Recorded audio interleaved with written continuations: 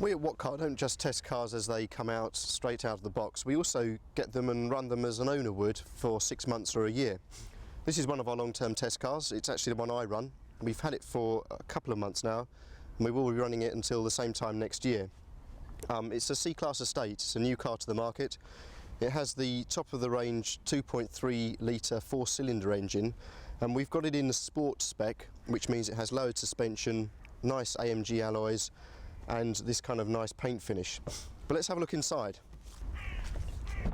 Just listen to that Mercedes thunk. You won't hear that anywhere else. Inside, it's a typical Mercedes layout, which is what most owners love about Mercedes. It's very clear, it's well put together, everything is well thought out. The Sport Pack also gives you these rather lovely looking seats. They have this particularly attractive plaid design. They adjust every which way, and they're extremely well designed ergonomically, which means that they're very comfortable on long distances. I can step out of this car after a couple of 100 miles and feel like I've only travelled about 20.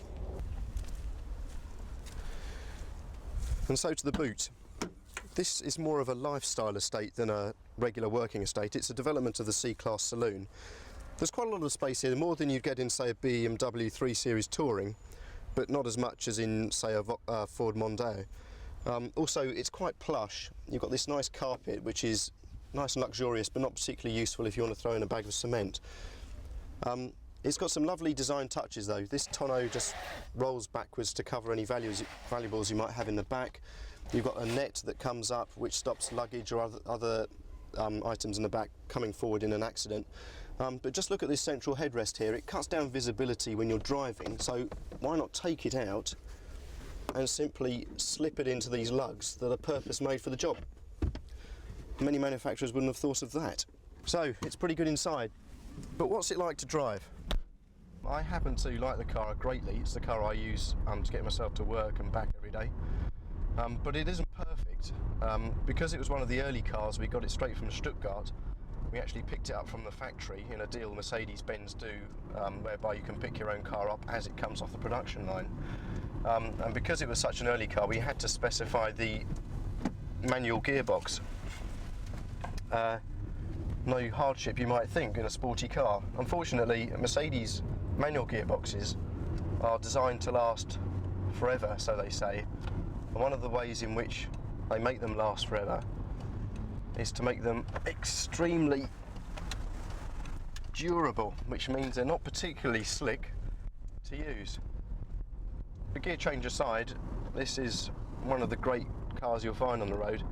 It's incredibly refined, even with the sporty suspension. The ride quality, the comfort when you're actually going down the road is stupendous. It seems to acknowledge the imperfections in the road, but not actually make them into a problem. So many cars will have you jiggling about, especially with a sporty setup, but this is beautifully smooth. The engine is extremely well damped. You can hardly hear it. It's very smooth as well.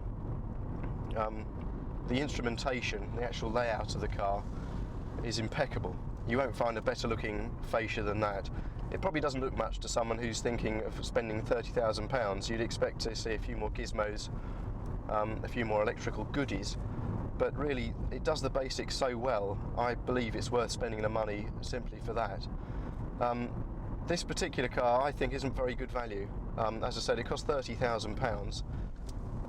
You don't even get an adjustable steering wheel, it's fixed. The driving position is very good, but then I'm pretty average build, so I think for someone who's a lot shorter than me might find it difficult.